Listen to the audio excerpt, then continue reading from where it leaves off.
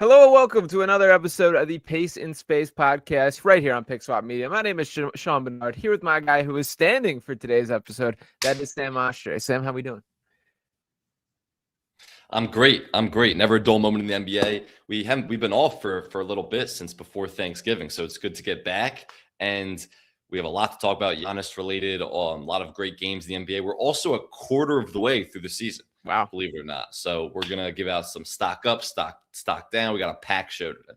Yeah, the hierarchy of the NBA beginning to fully be established here is the record's starting to mean a little bit more. We're not just at the early part of the season. This team can wake up. There is some legitimate panic mode setting in for teams across the league. Do want to touch a little bit on the Los Angeles Clippers, who popped in my mind for that. But the top story is, of course, Giannis Antetokounmpo.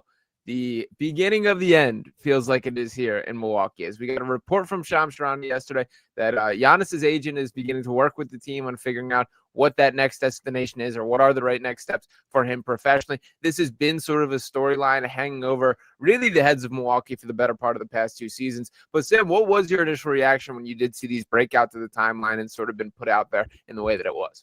My initial reaction was, why didn't this happen over the summer? What was the point of delaying the inevitable, which was Giannis eventually asking out? Like, over the summer, there was always discussions after how last season ended for the Bucks with how Dame Lillard's injury went down, how there was no chance they were going to be able to compete this year. It felt like it was inevitable he was going to ask for a trade last summer, but then he didn't. He met with Doc Rivers and John Horst, the Bucks GM. They kind of came to this conclusion that we're going to let this season play out, and it seemed like Giannis was going to evaluate the roster where they made some pieces. They made some all-in pieces to try to appease Giannis by stretching Damian Lillard, of course, getting Miles Turner, and they thought, all right, we might have enough where if Giannis is going to be an MVP level player, which he's been playing when he's on the floor. He's been playing like that. We have enough to compete in a wide open East. But this roster was never good enough. Even how great Giannis has been, this roster was never good enough to be one of the best teams in the East. And look, they were 8-5 before Giannis went down. Giannis misses 5 games during that stretch, and he's missed some more, and he actually got a calf injury yesterday. He's probably going to miss even more time. But they've been awful without Giannis on the floor, even when he's on the bench versus when he's in sweats and just not playing at all. They can't score. They can't defend. They're the worst team in the league when Giannis is off the floor. And that's kind of what made Giannis realize over these last couple of weeks when he was on the bench, thinking, I can't win with this team. I can't win with this roster, even with the emergence of Ryan Rollins, who's been a really good player this season. So eventually it just came down to, or what it's going to come down to when he officially requests a trade is, I can't win with this roster. I need to put myself in a position to win championships, and it's not here. My whole thing is you should have known that before the summer, because now you're going to get traded mid-season most likely, and based on the precedent of the NBA in recent history, there's no players who have been traded, stars, superstars, whatever you want to call them, traded mid-season and gone on for a successful championship run. Jimmy Butler, the year he was traded to the Sixers, Luka Doncic last year, all these guys, KD a few years back. It doesn't happen. It just doesn't. So now it's essentially a wasted year for Giannis in a lot of ways, and I don't understand why it didn't happen this summer. Yeah, I'm in agreement with you there that on the season, the Bucks now sit at 10-13. They did pick up a win yesterday. They're 1-5 in games that he did not play in. And I think the thing that is a little bit interesting is I still kind of see the vision when I watch this team with Giannis in full force, that they have a lot of shot makers. They're a really good three-point shooting team. It is a space the floor, allow him to attack, that he individually has really cut out three-pointers from his shot diet just about entirely and is putting up about a 64% true shooting percentage, which is pretty nuts stuff on the volume that he is seeing there. Giannis rules, man. He's definitely one of the 5 best players in the NBA still, and there is going to be a complete package that they do get in return. That this will be the type of jumpstart the franchise type deal that, frankly, Milwaukee needs at this point. And I think a lot of times there are players who act out of pocket and above, I guess, what they should be doing in these types of situations. Giannis doesn't owe the Bucks anything at this point to me. That like he took that team to a franchise, really catapult them to relevancy for the past decade here, and is still one of the best players in basketball. That I understand when you look around and look at the roster and the rest of the league, and even with the East being as wide open as it is, for wanting to see if the grass is greener somewhere else. That is ultimately how I see this concluding here. Do you think it for sure happens this season, or is there a world where this extends past the trade deadline, do you think? I can't see it extending past the trade deadline because, like, why? What's the point? Giannis is going to be out for an extended period of time, maybe hopefully not too long with this calf strain he suffered last night. And I feel like this is the time over this next month where it gets resolved. Why even drag it to the trade deadline in February, where if he gets traded around then, he only has a couple months to kind of fit in and build chemistry with his new teammates before a playoff run. If Giannis wants this to happen, he should be demanding it now, and they should figure this out before the new year, before Christmas. Ideally, there's no reason to wait on it any longer. So I can't see it going past this year's trade deadline because it's been pretty obvious to Giannis, at least, even though he's never said anything publicly. He's done some subtle things like scrubbing the Bucks from his social media and that title win and all those pictures from that. But he's never really said anything publicly. All of it has been through Shams and the reporting that Shams has done of kind of in predicting his future with the Bucks. So it's a whole weird situation why he just won't demand a trade or request a trade, whatever verbiage you want to use. Part of it is because I think he really loves Milwaukee and he's a really loyal guy. Like, he did not want to do this. He didn't want it to come down to this, but it's the best thing for his future. No one's going to fault him for doing this and asking out because there's no way he can win with this Bucks team. Last question, Giannis specific, before we start to shift into what teams could be interested. What are the most likely pathways here? The injury that he sustained last night, how severe do you think it is? What are the percentages that you think this is an Achilles issue? And what are the percentages that he is 100% fine currently? Calf strains are really tough. Like we've seen in recent history in the NBA, you do not mess with calf strains at all. And you saw with Tyrese Halliburton last year, before he tore his Achilles, he had a calf injury and he kind of came back a little early. If it wasn't game 7 of the finals, he probably wouldn't have been playing in that game because it was early to rush back from calf injury. You saw that with Kevin Durant during that Warriors playoff run where he tore his Achilles. Before that, he had a calf injury that helped him out a while. Like, these calf injuries obviously can lead to serious Achilles injuries if they're not properly maintained and rested and recovered and all those things. So number one, he should want to be extra cautious. The Bucks, if they're going to trade him, should want to be extra cautious, because imagine a scenario where he comes back early, gets seriously hurt, and his trade value's not completely diminished because someone would love to have him for 2027 if they could, but you're not going to get valuable pieces back for him in that way. So, and then the Bucks are screwed in a lot of ways. So for all parties, I think he's going to extend this rest period even longer than he should have, but you don't mess with calf injuries regardless. Yeah, I think that is completely fair there. And I do think, like, for this specific outlook, he probably will be officially cleared and healthy whenever this trade does happen. It's kind of what I assume. But I do wonder if this is just I'm going to sit here on the sideline while these work itself out. And by the way, the Bucks could take quite a dip from a record standpoint in that time in which he is away from the floor. They were 8-5. Like, remember, they were 8-5 with Giannis to start the season before he had that injury a few weeks ago. So, like, they were a pretty good team. And it was Giannis doing everything. I mean, he was putting up absurd numbers, both offensively and his impact defensively, but like, they were pretty good with him. Yeah, no, that is true. Like, you see the vision when he's there, but this isn't a team that I think can punch above their weight class and survive without him for any gap of time. I mean, they're 1-5 on the season in games that Giannis has missed, and I do think that number is going to get worse there. So now let's talk some trades. So the first name that did pop immediately out there was some buzz about the New York Knicks, with that apparently surfacing this summer as a desired location of Giannis there. We'll start right there. I'm not sure I see the pathway of this happening. This is a Knicks team that has emptied the clip a little bit for a Karl-Anthony Towns trade, a Mikal Bridges trade. They're not overly flooded with assets at this stage of the game. There's some pretty complex cap implications they're going to have to dive through. Is there a world where the Knicks do make a legitimate run at Giannis, and do you think there's a chance that they can ultimately pull a deal off? So what we know about when these players request a trade is they go where they want to go. Like, that's the bottom line. When Anthony Davis said, I'm going to Los Angeles, he went to Los Angeles. You figure the rest out later.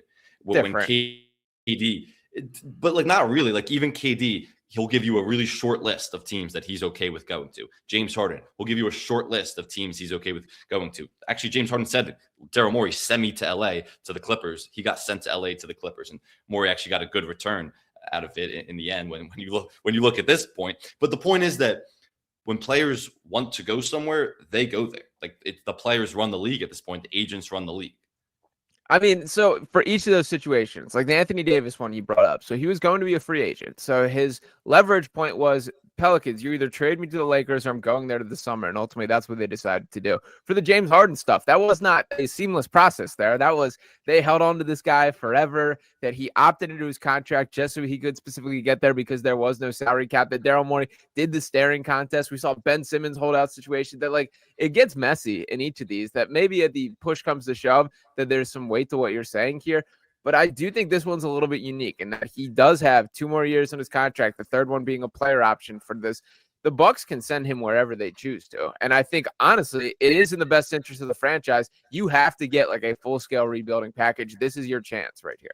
Yeah, I'm not saying from the Bucks perspective, but from the team that's going to bring him in perspective, you're getting a half a season of him.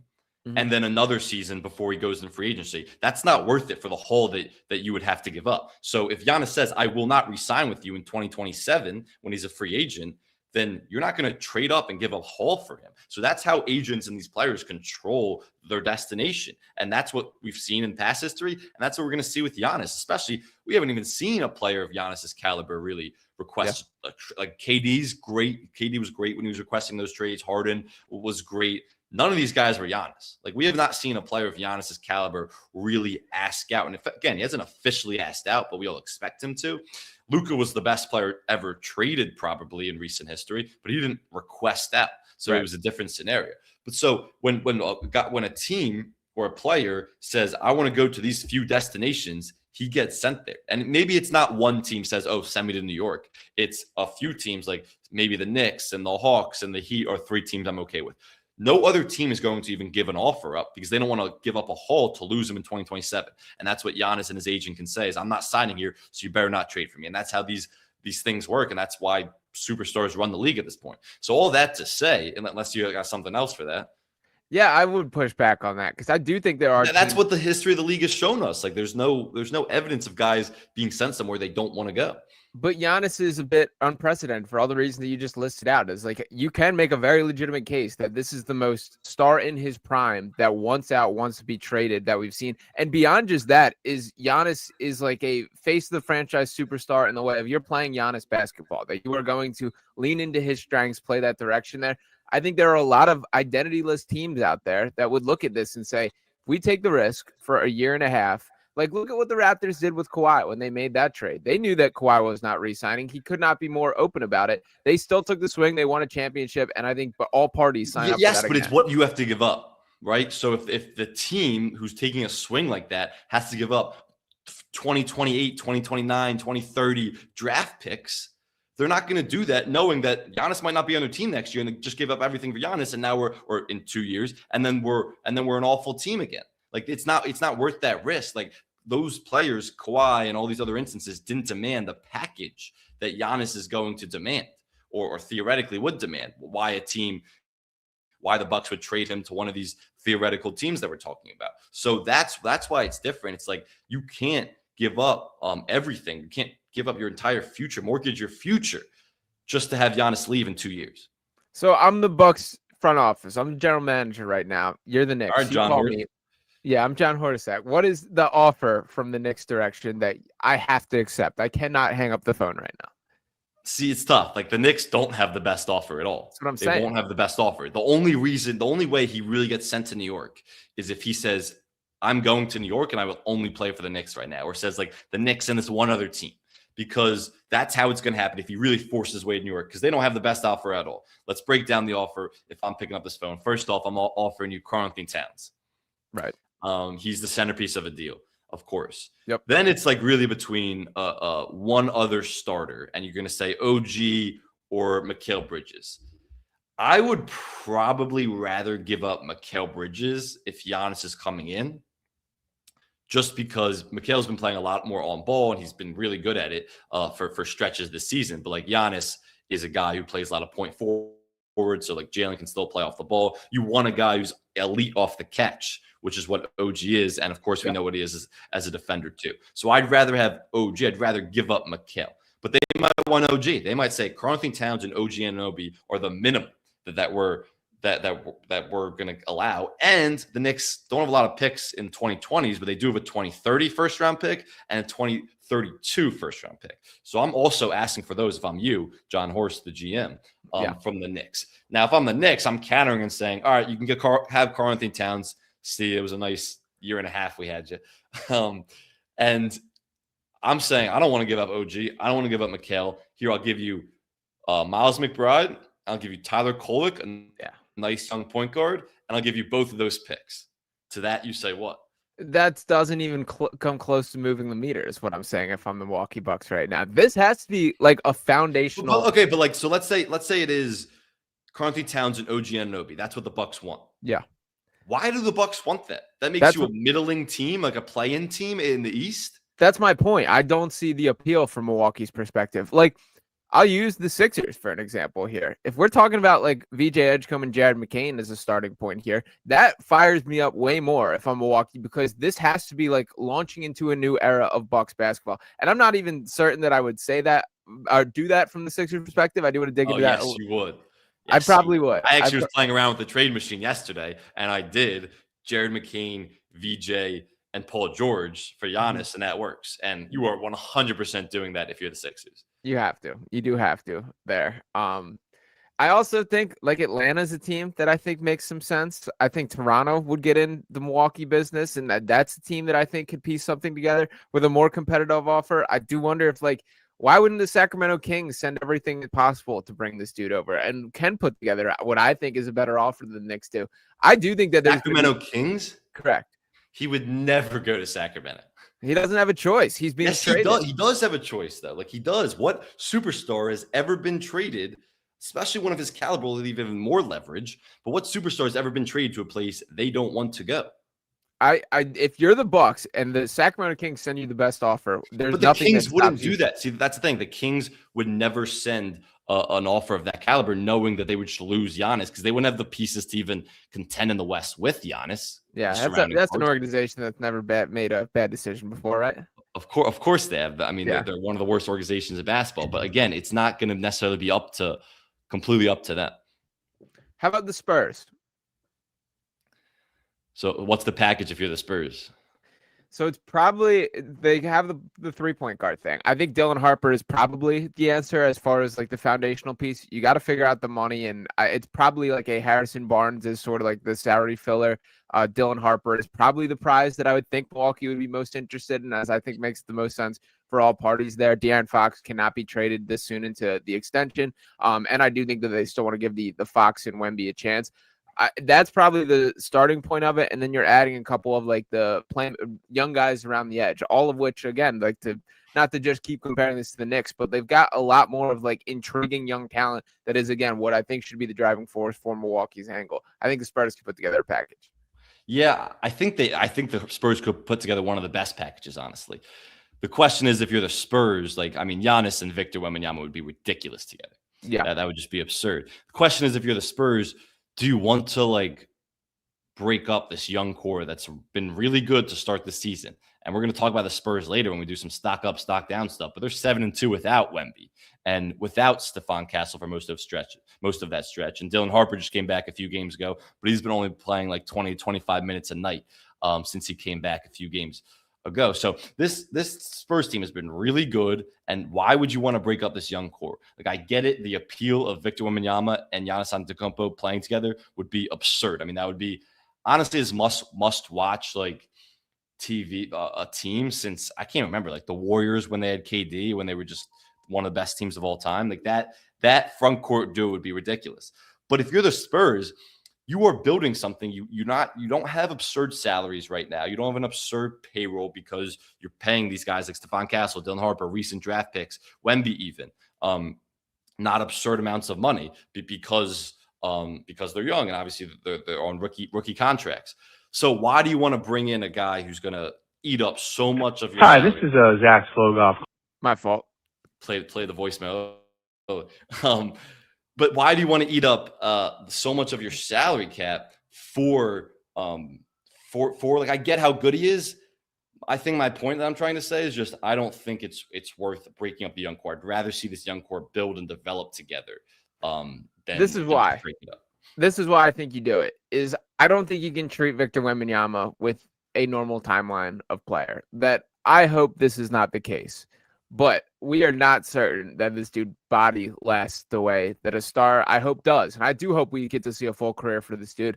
But we also got to go out what we're seeing in front of us. That he obviously had his season shut down early last year for the blood clot issue. And he's been back on the floor, but he's currently sidelined with a calf injury, which we just talked about how significant and concerning that is. The dude is 7 foot, maybe 7, dude. Like, he is not a guy that we can just assume is going to take the normal wear and tear. I think you have to start looking at his prime as right now and adjust accordingly to expectations because of that. But this team is good enough already. Like, this team is the top 4 team in the West right now, and they've been that way even without Wemby, and they were certainly that way with Wemby. And their defense is ridiculous, one of the best in the league when Wemby's actually on the floor, especially when he's paired with Luke Cornett, who had a really nice game-saving block the other night. Can they beat the Rockets? What's that? Can they beat the Rockets in a playoff series? No, I don't think they can beat. I don't think they can beat Denver. No, they won't beat the Thunder. They won't beat those teams in a playoff series, but that's because they have a lot of youthful inexperience, and young teams don't make championship runs when they're going through their first playoff run. You bring Giannis in, and you're trading either Dylan Harper, Stephon Castle, certainly Darren Fox is out, a bunch of your core right now. I think you kind of might jettison this roster to the point where they don't even have enough. Where, Wemby and Giannis would be ridiculous together, but they might not even have enough. So I'd much rather be patient. And I get it's hard to be patient with Wemby because of the injuries and his body type. Yeah. But I think you just have to take a patient approach rather than go all in, because the Spurs' plan over the last 3 seasons, slowly building toward a contending roster around Wemby, has been working. And this is the first year where they've really taken the next step to one of the best teams in the West, even if I don't think they can make a playoff run. But then next year, you can look at it and say, we're going to be competing for this conference, competing for a title, assuming Wemby's healthy. It just would be such a bummer if you have this 7'7" alien who's very clearly one of the more talented players we've ever seen and unique stylistically in a way, that you do look back and have some regrets for we did not maximize this guy's carear. Giannis Antetokounmpo, but that wouldn't be your fault because you didn't maximize his career in year 3 and ended up flaming out because of injuries. Like, I think they've had a really good plan of giving him the keys to the offense early on a really bad team, losing a lot of games, being careful with his minutes, but letting him make mistakes, letting him put on muscle over the last year or two. He's shooting way more at the rim than he is chucking from 3 or was before he got hurt. They've had a really good plan with him, and their team building approach has been really good. Why abandon that plan right now? Because it's working so far. Yeah, I guess good luck scoring on a team that has Giannis and Wembanyama on the floor together. That is where my brain gets, and I see the basketball fit for. You're still allowing Giannis to do the driving kick stuff that Wemby can space the floor, do all that. And again, defensively, you talked about how they're a very good defensive team already. That's like a potentially historically great defensive team when you have Giannis and Wemby on the floor together. I think they're holding teams under 100 consistently, if that is what you're rolling with. Here's the thing we don't talk about with Giannis. Is his prime going to be cut short? We talk about guys who are injured all the time. Embiid, Anthony Davis, these type of guys. When was the last time Giannis finished the season healthy? I believe it was when they went on a championship run in 21. Yeah, right? I think that is correct. And he's been hurt. He's played in some of these playoff series that they've been bounced. But he's been hurt in almost every single one, and they haven't won a playoff series in a long time. And now what we're seeing early this season is 2 injuries already. 1 calf strain now. Yesterday, it's going to keep him out for a while. When are we talking about the durability concerns with Giannis? And when he's on the floor, he's such a great player. And part of that is also on the Bucks and why he should want to leave the Bucks and is going to leave the Bucks. He has to do so much and carry such a big workload for that team that it's not going to be good for his body as he goes into his 30s and tries to play a career into his 30s. So that's a huge concern too, and that's why he needs to get out. But the Giannis injury thing has not been pretty recently. No, you're right about that. And this is a take that, I was wrong on, so I have to have hand up right here. But I used to debate, I believe Joel Embiid's game would age better than Giannis. And the reason that I say that, now Embiid's body, we see what the state of that is and why that has happened there. But the reason that I made that case is I knew that Joel Embiid is going to be 45 years old and still be able to shoot mid-range jumpers at a high rate.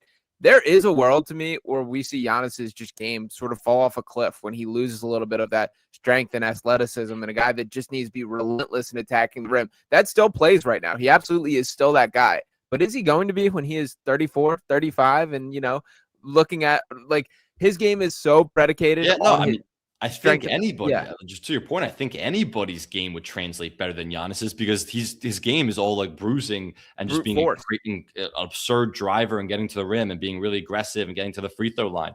And he's just a bruiser. And like guys who are bruisers are going to have usually shorter lifespans in the NBA. And it's not like he's like Giannis is very much in his prime. When he's on the floor, he's one of the top 3 most dominant players in the league. He's unstoppable. But there have been injuries that are keeping him out of games, and this has been a trend the last 3 or so seasons. So that's a serious concern, and it will be while he has to carry such a huge load for a roster that's really bad. Yeah, no, you're right about that. I do want to dig in on the Giannis Sixers conversation. Should I play this voicemail beforehand, or should we get into this right now? The Giannis Sixers. Let's save it because I think it implies that it was before the Giannis news broke. Okay. But so, before we go to the Sixers, we can finish with the Sixers with the Giannis stuff. But there's a couple names that are really interesting for Giannis. And again, Giannis is not going to go somewhere he doesn't want to go, and that team won't trade for him if he doesn't want to go. But the Hawks are a really intriguing team who could put together a pretty solid trade package that would include Trae Young, who's on an expiring deal and is going to be a free agent this year. Zachary Risicek, who's when he's on the floor this year, he's been pretty solid. I kind of like him. Like I feel like too. Yeah, good player. You're not trading Jalen Johnson or Dyson Daniels or those core young guys, but the Hawks have a prized asset, which is the Pelicans' first-round pick in this draft, which could be one of the best top 3 to 5 picks. So if you're the Bucks, like that is a huge asset that you'd want to take on because the Bucks do not have a lot of picks and they have to get them back. They trade a lot of them to get some of these guys like Kuz and Dame and all these guys. So that's an asset you would love to bring back or get back if you're the Bucks. So that's an intriguing trade package the Hawks could put together. And then you have like a solid team. If you have one of the top 3 picks in next year's team, maybe you sign Trae Young to an extension because you're just a mediocre team and you'd rather be that than awful. You still have Miles Turner. Like this is it's Ryan Rollins, the way he's developing. It's an intriguing like play-in type team in the East if you make that move, which is the route they might want to take rather than just tank. Yeah, it's interesting. If I'm the Bucks, this is to me like I need to start a new era of Bucks basketball. I want young pieces. I want young players. I'm not interested in the Trae Young type business. I also want to note for the Giannis conversation, when we're talking about slimming it down to teams, I don't want no parts of going in the West, man. Keep me in the East if I'm Giannis. Like that would be a hard rule of mine. Yeah, but you got to beat the best to be the best. Like I get it, but like the best situation might be in the West. Like what if the Rockets get in play? Like the Rockets have some picks. Rockets actually have a 2027 Nets pick.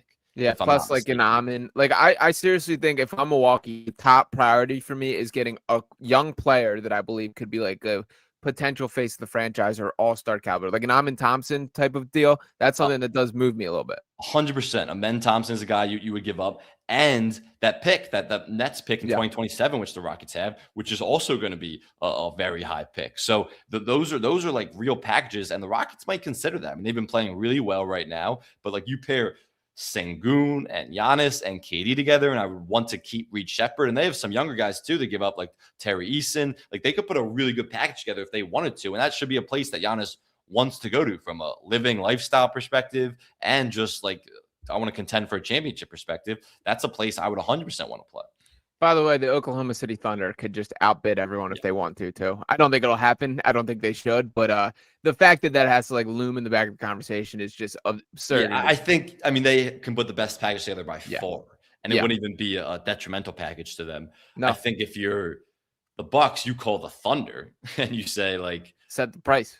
Yeah, you set the price exactly, and the Thunder probably have to have a real conversation about it. But if you're the Thunder, you're not breaking up what you have going right now. I mean, 21-1 off a championship right now. I don't think there's a player. I don't even think Jokic I would break it up for right now. What they have going is just that elite and that special, and they're young too. But also if you're Giannis, like the ultimate competitor. He's not one of these guys who's going to join the super team or anything. Like, Sure. does he want to go to a team that just won the championship last year? Like kind of a KD-esque move? I don't think he does. Like, he's an ultimate competitor. I don't think he would even want to do that. All right, so let's talk Philadelphia right here. Let's do it. So a team with Giannis Antetokounmpo and Tyrese Maxey, I think, would be the favorite in the Eastern Conference. Agree or disagree? Like, what are you giving up? So you don't have VJ, you don't have Jared, you don't have Paul George? Yep. So Embiid is still around to whatever capacity that he is around, and I do think you probably need to dig into some draft capital. I think you're probably tossing a Clippers pick in this deal. That's a prize Clippers pick. It is. Yeah, they're probably the favorites in the East. I mean, Giannis is the best player in the East. Tyrese Maxey is one of the best point guards in the East, and they still have complementary pieces like Quentin Grimes as your two guard in that situation is a really good player. Like Kelly Oubre when he's back. Like this is, I mean, you got to figure out the Joel Embiid situation. At that point, I'd rather just detach myself from him completely. You can't is the thing. The more I boil through this, like I don't see a world where they can get off Joel, at least not right now. Like you need those years to eat away a little bit on the deal. Yeah, that's true. So yeah, I think they'd be the best in the East. Yeah, no doubt. So could you see Joel Embiid and Giannis coexisting to whatever capacity that's even possible? Because I do because what you have seen with Giannis a little bit for stretches, and what you really saw with Giannis and Brook Lopez is the stretch five that they used, and Giannis as the ball handler, and Brook Lopez or even Miles Turner this year as that screener and popping a lot. And I think that would actually suit Embiid even more, who's a good three-point shooter. He's not a great three-point shooter, but Embiid likes to shoot from the outside. He doesn't want to bruise down low anymore. He's trying to shoot more threes. So I think that would open up a lot of space for him from three, and I think that would be a great pairing, honestly. I also think it would help Embiid a little bit defensively because we know he doesn't have that leap. His rim protection is not even close to what it used to be. So I think that would really help when you have a roamer like Giannis who can guard fives even. He can guard 1 through 5. Honestly, he's one of the best defenders of this generation. And so I think that would help the Sixers and Embiid, particularly defensively. So I can see it coexisting. The problem is Embiid ever going to play consistently? Is he going to sprint back on defense when he plays? Is he just going to do the little things? Like it would kind of be like a Joel Embiid in the Olympics role, where he didn't play absurd amount of minutes and he didn't have that much of a scoring load, that much of an impact, but he still was impactful for his minutes on the floor. And I think he was valuable, especially in those semifinals and championship games, to the Sixers, to the U.S. winning the gold medal in 2024. So I think you can kind of see a situation where Embiid really took a back seat if Giannis came in, and those two guys could coexist at this point of Embiid's career. Yeah, and I also think the number one thing that has been detrimental to the Sixers directly with Joel, it is the lack of defensive impact. It is the lack of rebounding. That those are important roles for you to play when you're the big man on a basketball team, dude. And that is what he's lacking on. Whether it's a lack of trust in the knee, whether it's an inability to leap, whatever the case may be, it has not been good enough. And those are things that Giannis excels at, that he is still an absolute dog rebounding the basketball, competing on that side of the floor. I think taking that level of ease off of Joel, which it's a bummer that we even have to have that conversation because there was a stretch in his peak where he was excellent at all these things, but we're not there anymore. And I don't think we can have any optimism for it coming back.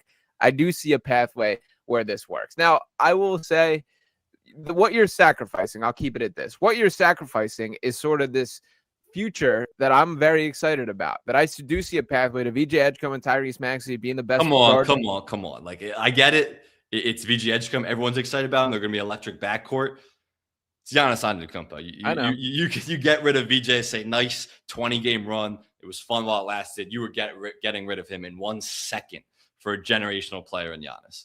I guess my point would be you really shrink the window in this deal, that you have to win within the next probably 2-3 seasons, and then. But you'd be confident you would. I mean, look, injuries, a lot of stuff happens in this league. There's no guarantees for anything, but you'd be pretty confident you would at least getting out of the East. And the other thing is, like, do you really shrink the window? Because Tyrese Maxey is still your centerpiece. And like, who knows what else you're getting over that time frame over these next 5 years if Giannis comes. Let's say that's the window. Like, who knows what else you're getting? Maybe you get something off for Embiid eventually. Like at some point, someone sees him as a low usage, low minute center that they could use for an absurd contract. So I don't know why anyone would do it. Yeah. But like maybe you get something for him. You have some draft capital still, and Morey's been money in the draft, especially with those later picks. Yeah. So like maybe you do that. with the exception of Janai Broom, who might be the worst NBA basketball player I've ever laid eyes on. It's bad. But Sam, this is big for me right here. I'm a Joel Embiid guy. I love Joel. He's my favorite player of all time. I've watched, I think, every single second of his NBA career. Liked him at Kansas. He's been the process. I don't see this going on 4 years, as is the case. I can't see a world where this just continues, where not only is it the games that he does not play, but what honestly bothered me the most as he suited up last week for the first time in 22 games, we're back to just playing Joel Embiid basketball. That I watched him look off Tyrese Maxey in the fourth quarter. I watched him jack step back jumpers for no reason. And he played fine. Like, it was an okay Joel game, certainly not like a peak thing. It feels extremely disruptive to me to do this in and out thing to where there's such like a drastic change in the style of play when he does step foot on the floor. And I can't see everyone, Tyrese Maxey directly included and pretty at the forefront of this conversation, just being okay with that moving forward. That 17-foot step back 17-footer that he insane that he shot like in those last like 2 minutes or so of that game where Maxey missed the free throws in the end and went to double overtime and they lost. That was just an awful shot. That was insane. like a give up shot. That was I don't even care anymore about winning, my teammates, anything that shot. We've seen crazy clutch shots from him before, but in that situation, based on what your role in the team is now, that was absurd. And I think this is a good segue to honestly play the voicemail. Okay, we'll give this a rip and then we'll dive back into things. So shout out to you guys for tuning in, dropping a voicemail, and let's let this one play. From Philadelphia, I'm a good. There we go. Hi, this is Zach Slogoff calling in from Philadelphia. I'm a good friend of Sam Oshtry from high school. I wanted to call in today to discuss the state of the Sixers. I'm a lifelong fan, been a season ticket holder for about 5-6 years now. I go with my dad. We're big fans. We're really invested in this team. And, you know, after watching the double overtime loss last night to the Hawks without Trae Young, you know, some things were made abundantly clear to me that I've been pushing off for a while relating to the status of Joel Embiid. Joel's done a lot for this city, you know, first MVP since Allen Iverson. He's a great person, and I really respect how he's tried to play through injuries in his whole career, notably against the Knicks in that playoff series where he played through clearly a torn meniscus and Bell's palsy and such. But seeing him now, it's just abundantly clear that he's never going to be the same player. And I don't mean offensively. I mean specifically on the defensive end.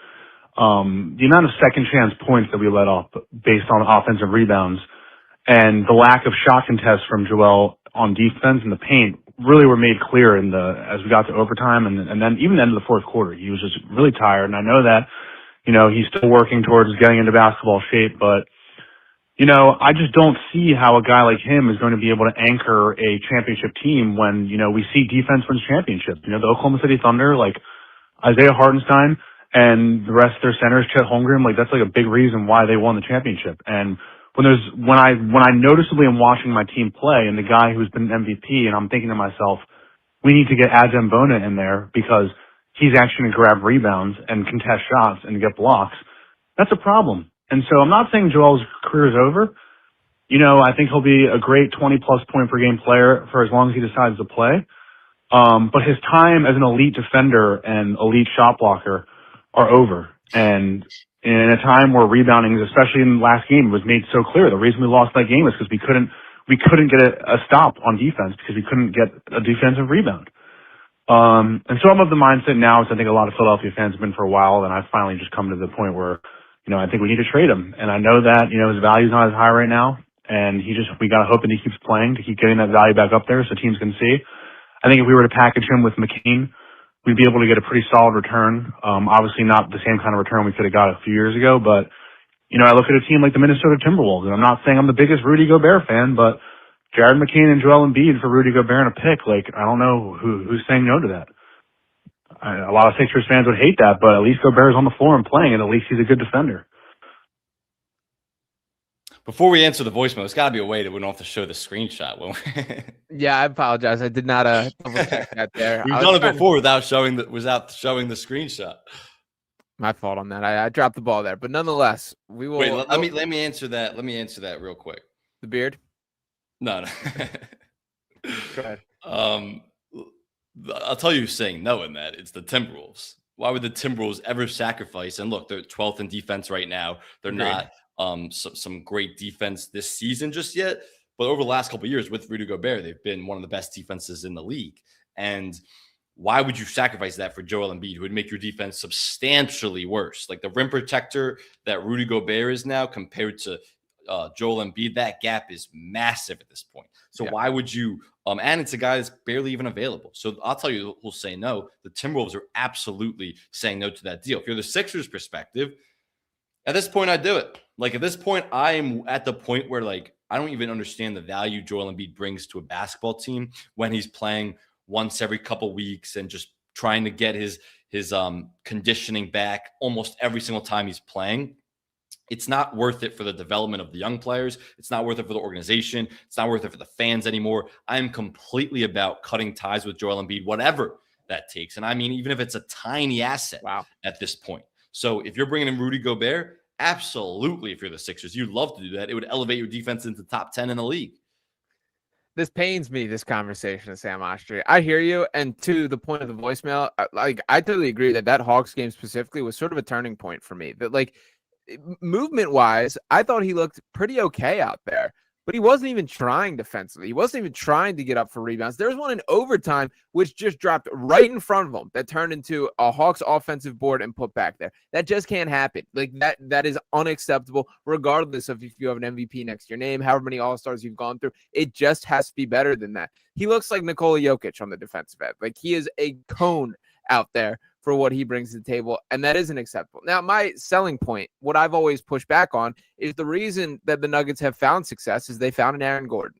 And I do think that there is a world where you can pair him with a guy that takes a lot of this load off him. They don't seem to have that guy. I love Dominic Barlow. I've been really encouraged by what we've seen. I'm not sure we can throw defensive load? Like you mean the defensive load? Correct. Yes. So, yeah, I think you're 100% right. I think if you had a guy who could guard fives, yes, and use like a four who could guard fives and use your big man Embiid really as like a shadow type piece who kind of roams the baseline a little bit and is in help off a shooter guy in the short corner theoretically. That's the ideal situation for Joel Embiid, not to actually guard fives or be this guy who's constantly rotating over to help because he has no leap and guys are just attacking him at the rim relentlessly.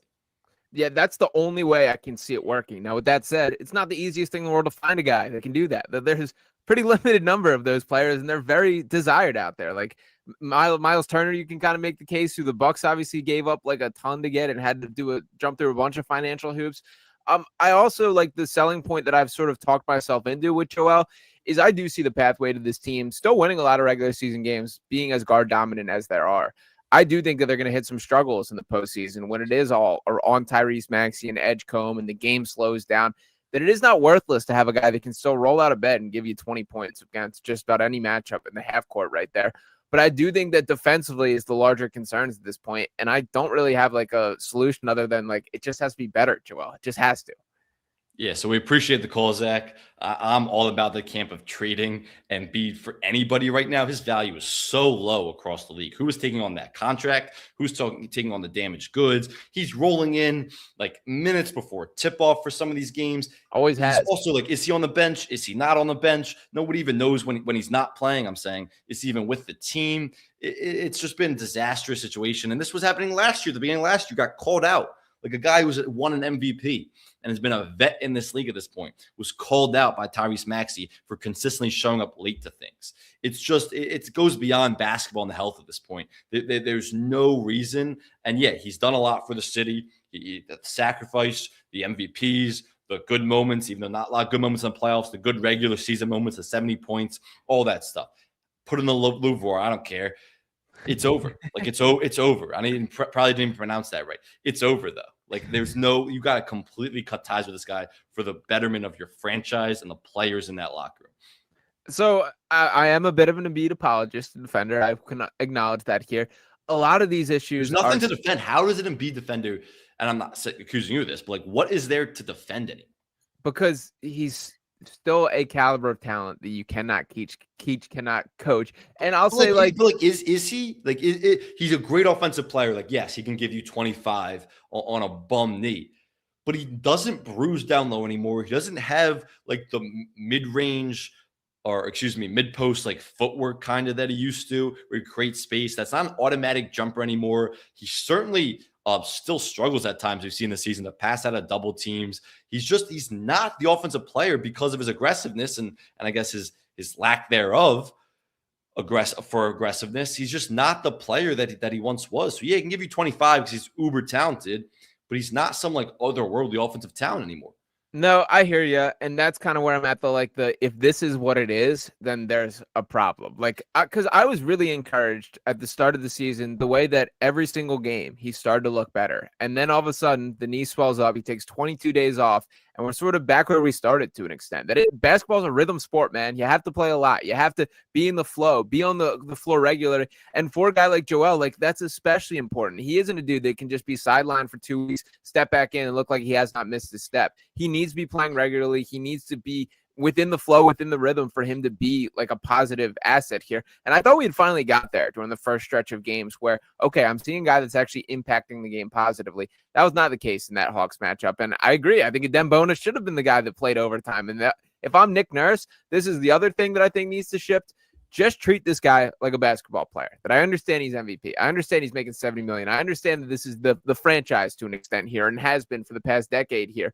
Make whatever decision is right for the team. And if that means getting a higher level rebounder in the game at his expense, then you do that there. But to bring up the trade conversation again, Sam, I don't see any pathway in which you can even land a deal with another team.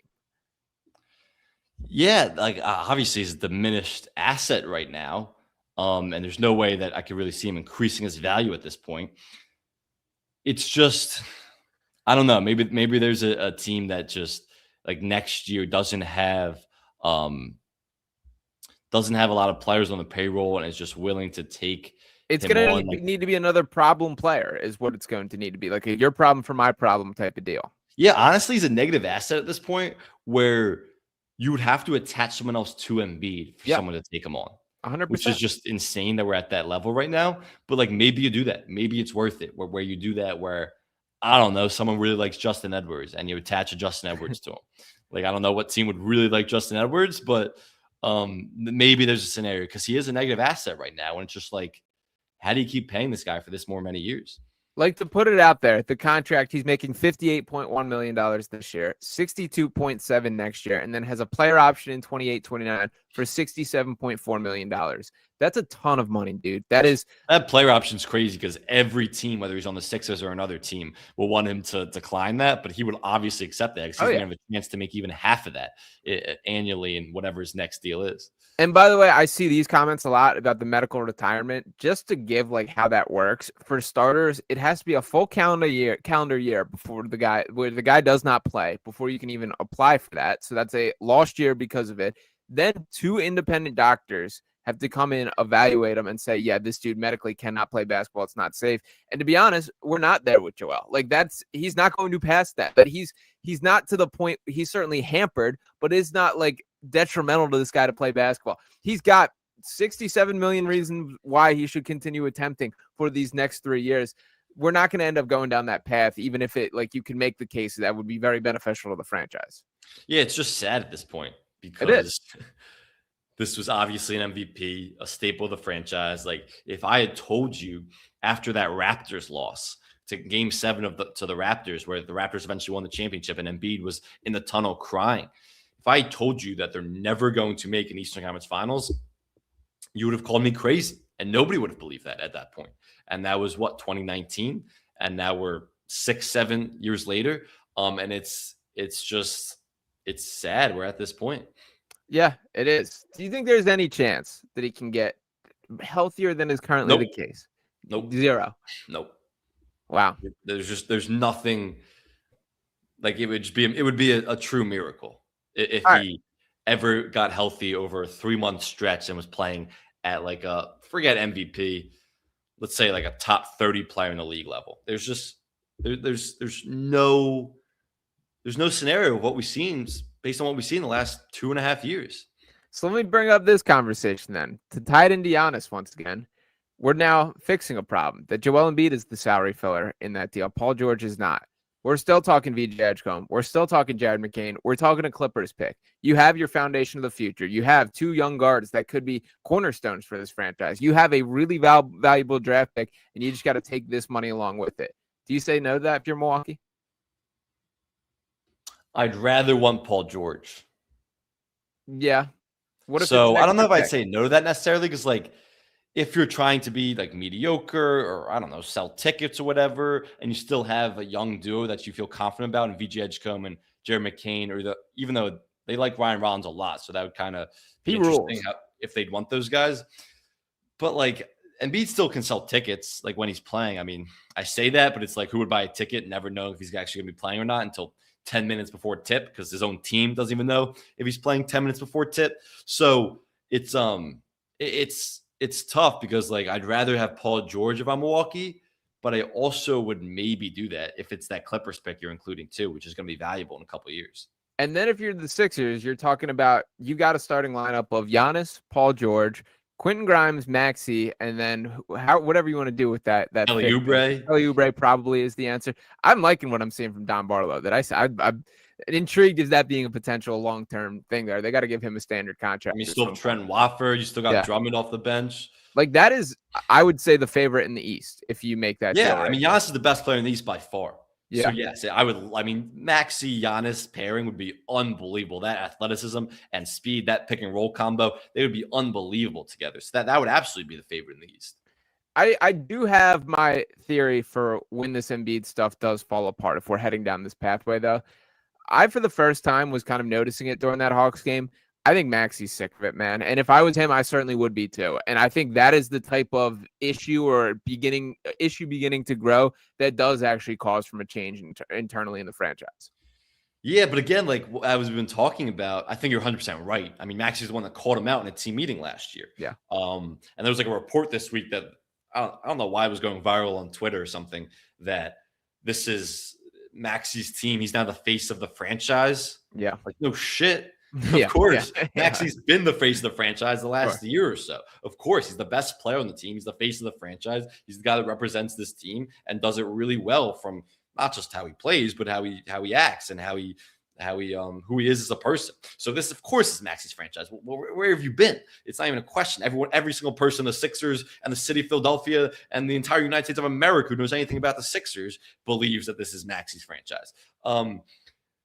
Or is the face of the franchise. So I think you're right. Maxey's the one that called him out in the meeting last year. Of course, he's sick of what Embiid is, of who Embiid has been and all that. And again, it's not all Embiid's fault. I'm sure he wants to play with Embiid and wants him healthy and doesn't want to know hours before tip if he's going to be playing or not on a nightly basis. So that frustrates him, which isn't completely in Joel Embiid's control. But then also the stuff of showing up late and just his attitude and all that stuff absolutely is hurting in a way Maxey, and just in terms of he would rather be competing for championships, and it's frustrating dealing with this guy. But again, to your point earlier, it's like, what do you do about that? There's not a lot to do about it.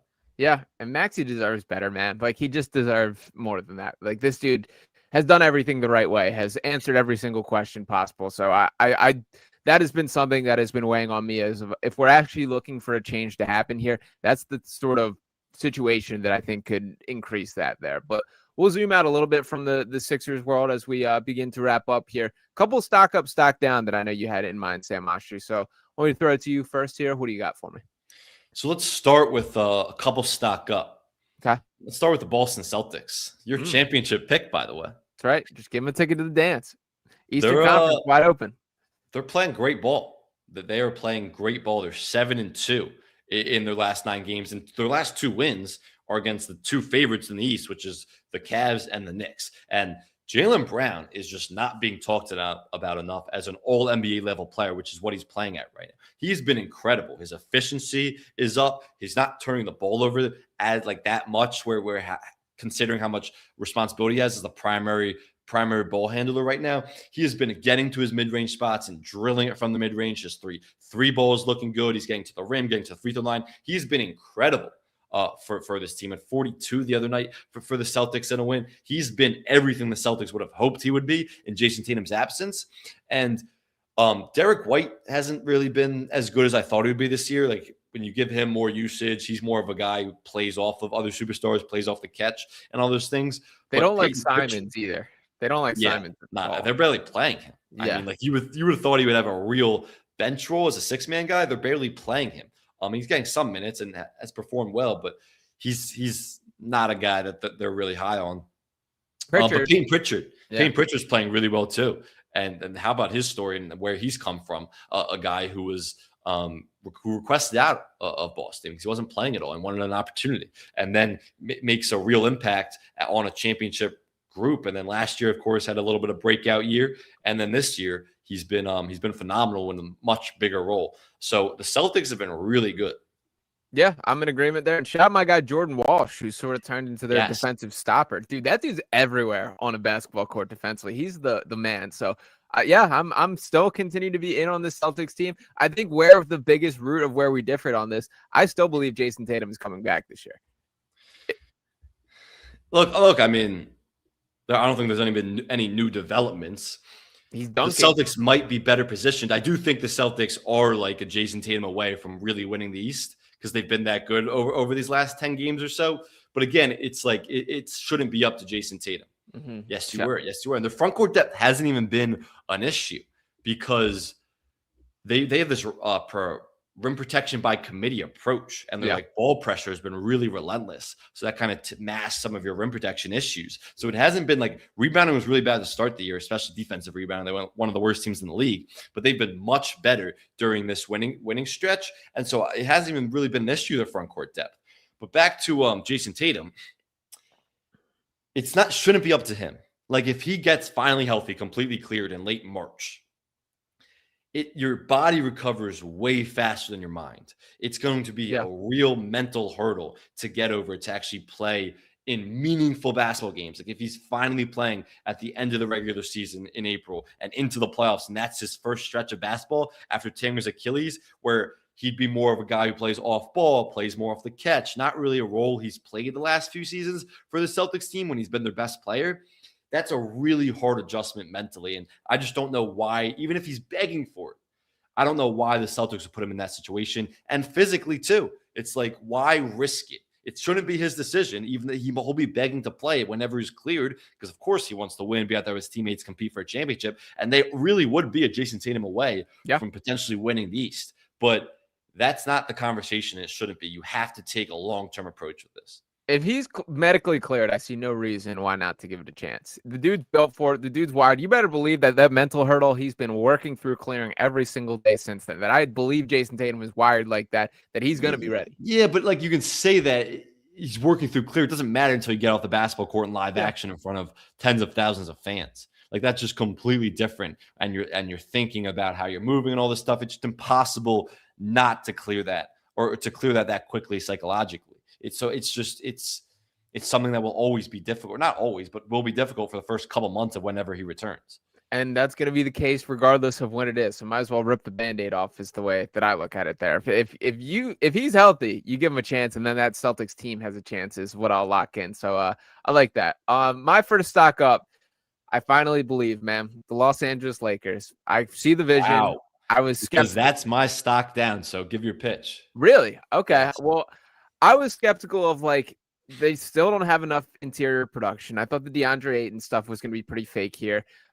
LeBron is embracing this sort of pass first role with Austin Reeves and Luka Doncic really just continuing to ball out there. Luka Doncic is still Luka Doncic, and I think I sort of forgot to what level that can make an impact. The team just might have enough, man, that I was sort of skeptical coming in the year, have been all season. I'm finally starting to see it with LeBron back in action of maybe there is something with this team. You do not feel that way, clearly? So I've been impressed with what I've seen. The reason I'm going stock down, it's a premature prediction stock down. Okay. And what I'm saying it because the Lakers have had, I believe it's the 4th or 5th easiest schedule in the NBA thus far.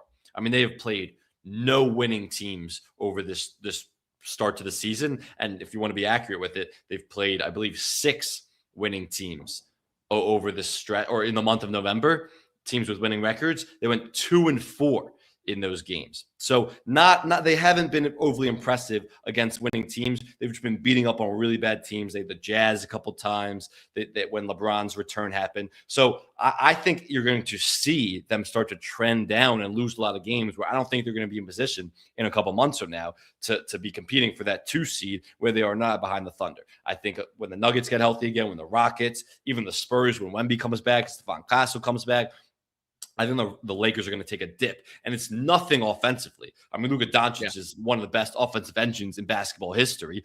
Him and Austin Reeves are the best scoring duo in the NBA. LeBron is fitting seamlessly offensively. DeAndre Ayton's been productive, highest true shooting percentage of his entire career. Nothing to do with offense. This defense is not good, and they're 18th defensively, but they've only played offenses in the top half of the league 4 or 5 times this season. So the majority of their games have been against teams with a bottom tier defense, or excuse me, offense, and they're still 18th defensively. So I think they're going to slip defensively even more. Their rim protection is really bad when DeAndre Ayton's off the floor. He's been pretty solid as a rim protector, better than I would have expected. But when Luka Doncic or Rui Hachimura is the low man, or even Jackson Hayes is in there for shifts, they do not have good rim protection. That they have no perimeter resistance. Luka Doncic and Austin Reeves, we know they're not a good defensive backcourt. LeBron James has been a negative defensively when he's been on the floor. They give up, they're 24th in the league in opponent three-point percentage and 24th in the league in opponent effective field goal percentage. So this defense is just bad. It's just flat out bad, and they've played mostly bad offenses too this year. So when they start playing good teams, which they will be over December and into January, I think this tide's going to turn for Los Angeles. It's not going to be all sunshine and rainbows there, because this defense is just so bad. It's nothing to do with offense. It's all about defense. Yeah, it's interesting. I mean, that's pretty much the perspective that I've been coming at all year with it. They've just looked better than I thought was going to be possible this year. And when you got LeBron, you got Luka and Austin Reeves playing like a legitimate all-star, I gave that team more of a puncher's chance than I thought was going to be the case. But do not hate that you're going that direction. I'll stick in the positives here. And we did not bring up this team in the Giannis conversation, which we probably should have. The Detroit Pistons, man, I think they're very clearly the best team in the Eastern Conference. You want me to respond to that straight up? Yep. No, of course they're not the best in the Eastern Conference. You have to do it over a larger stretch, not through a month and a half of the NBA season. I do love them. I think they have a lot of depth, and now they have too much depth almost. Tobias Harris is back now. I got Denise Jenkins having to ride some pine. Exactly, and he was pretty good when he was playing their stretches, and that might have been a little fluky from what I've seen from him recently. I don't necessarily love Jenkins, but like Marcus Sasser and Ron Holland, where do those guys fit in the equation? JB Bickerstaff is having a tough time giving those guys even minutes because it's just they're so deep now. But Jaden like Ivey not really getting a role. Who's that? Jaden Ivey seems like he's not really getting a role. You might put a trade package together for him because they didn't really need him. Like second half of last year when they went on this big run, and the beginning of this year, but that was without Jaden Ivey. So it's like, do you really need Jaden Ivey? I think they should start thinking about shipping him out because he's still a good player. A team could use him. But like this is about Cade Cunningham, who wasn't good last night in their loss. But this is still about Cade Cunningham and Jalen Duran, who have become one of the best guard big duos in the entire league. And that's why the elevation has happened. They're also really good in clutch games. They defend really hard, rebound the ball well. Are they the best team in the East? Of course not, because the talent doesn't come close to the Knicks. And we shouldn't do it this show. We'll save for next week, but we do have to have a conversation about the Cavs, where you might have been right there. But the talent isn't even close to those two teams for the Pistons. And so they're not the best in the East, even though they have the best record now, even though they've lost 3 of the last 5, I will say. Cade Cunningham, the best player on any of those rosters, and I do think that carries a significant amount of weight. Did you like the knuckle sandwich threat from Isaiah Stewart last night towards Bobby Portis? Yeah, not really. It was Isaiah Stewart's supposed to be this like super tough guy. Bobby Portis was in his face, and he didn't do anything. I mean, he threw him. I couldn't. Yeah, when he walked away, he threw him that. He didn't do anything. He was in his face. If you're going to throw knuckles, throw hands, throw hands. I will say, it's supposed to be his rep. He's only out there as an enforcer. Yeah, I will say, I think they kind of have reeled it in a little bit this year. Like Ron Holland could not wait to mix last year. Isaiah Stewart, any opportunity he got, it feels like it's been a bit more under control this season. Yeah, they were like a real team that has offensive production. They're not just a team that has to be like this bully, bruising defensive team, like a bad boy Pistons, a reincarnation of the bad boy Pistons. They're like a real offensive team where that has talent and depth. Yeah. All right, I got 2 more. How many more you got here? I just got 1 more, I believe. All right, I got 1 negative, 1 positive. I'll let you rip first. Let's go with the Dallas Mavericks. Okay. Stocked up. Like this team's playing really well. They've won 3 straight. They're past the Nico Harrison plague. That's behind them. That's not a worry for them anymore. And what you're seeing is Anthony Davis's return has elevated their defense to a whole nother level.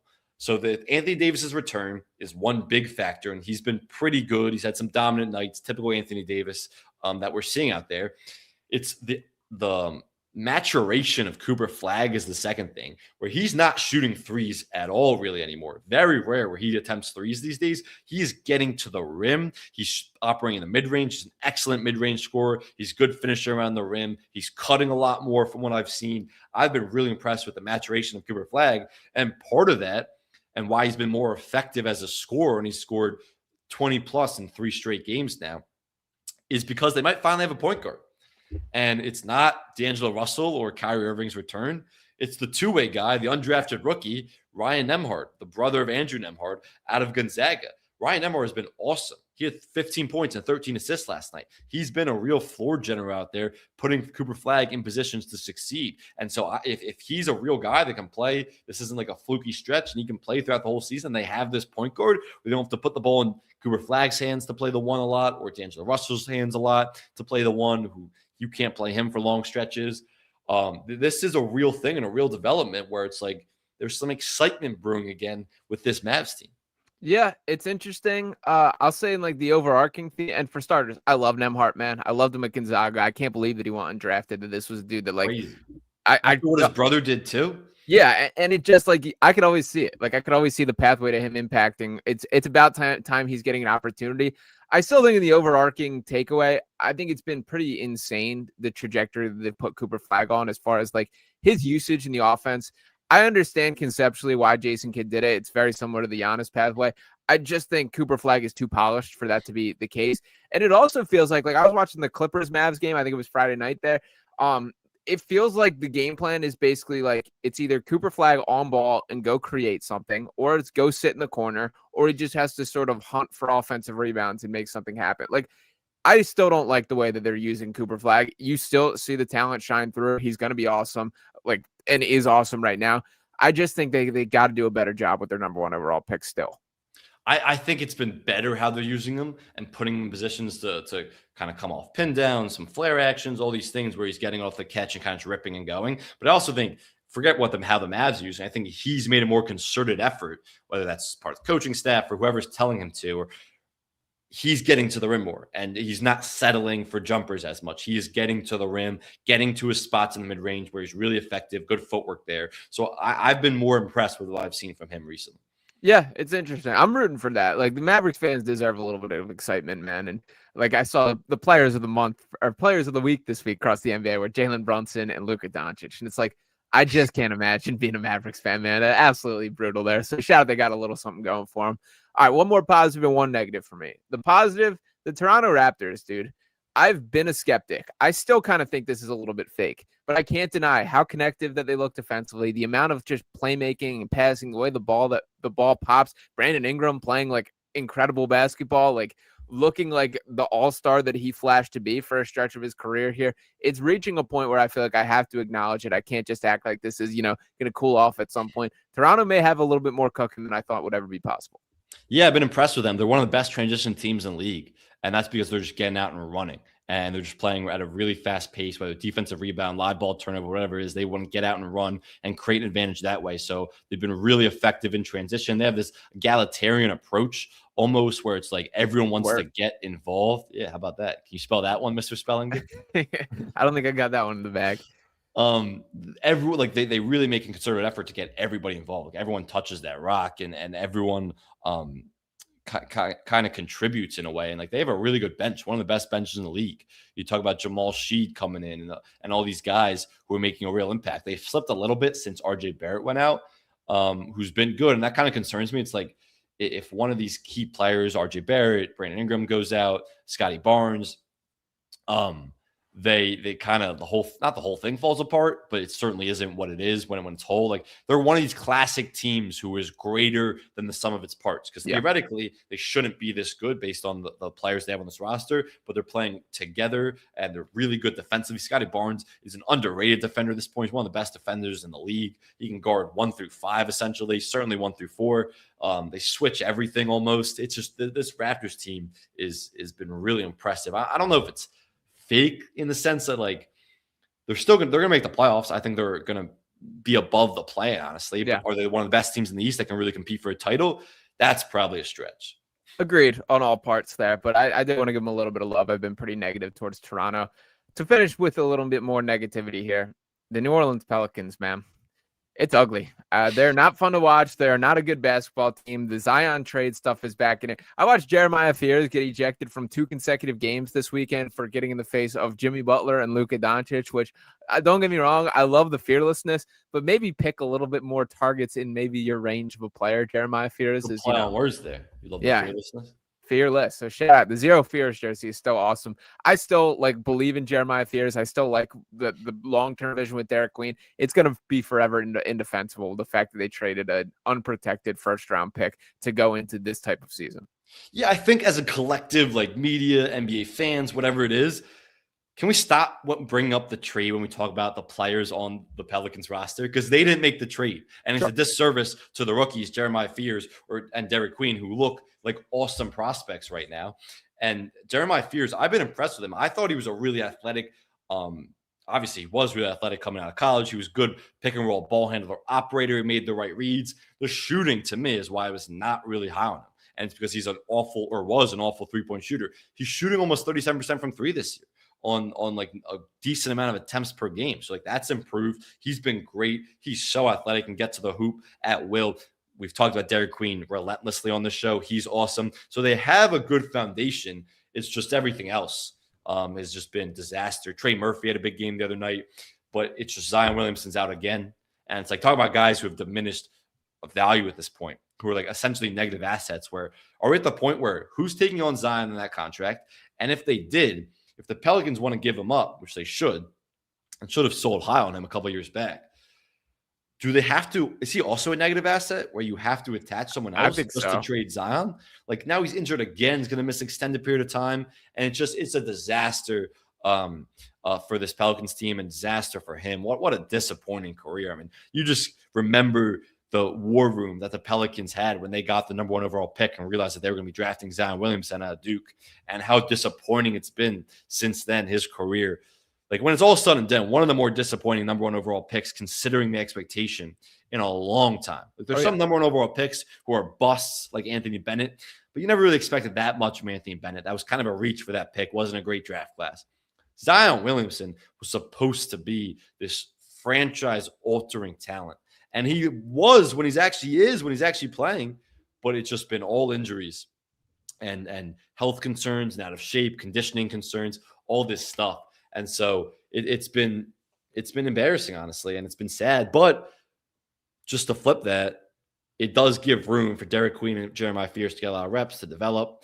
And those are the future of the franchise at this point, which because they don't have their pick for this upcoming draft. So sad state of affairs in New Orleans. Yeah, absolutely there. And I know that the players did not make that trade. They did or are ultimately responsible for the team being 3-19, however, which it's a bad roster. Look, I thought I take that responsibility for that. I thought they would be way better. I thought this team should be way more talented. And the Zion thing, for starters, in all-time highlights guy, forever will be some of the sickest highlights alive. He is very good when he's out there consistently, still, and it's maddening. So, yeah, I do think that's for sure, somebody you got to attach something to get off. But nonetheless, bigger problems that New Orleans will have to address head on. So, Sam Oshtry, any final words before we sign off? We got the NBA world spinning with Giannis. Nothing else from you? Nope. We'll be back with a consistent schedule next week, every Tuesday and Thursday.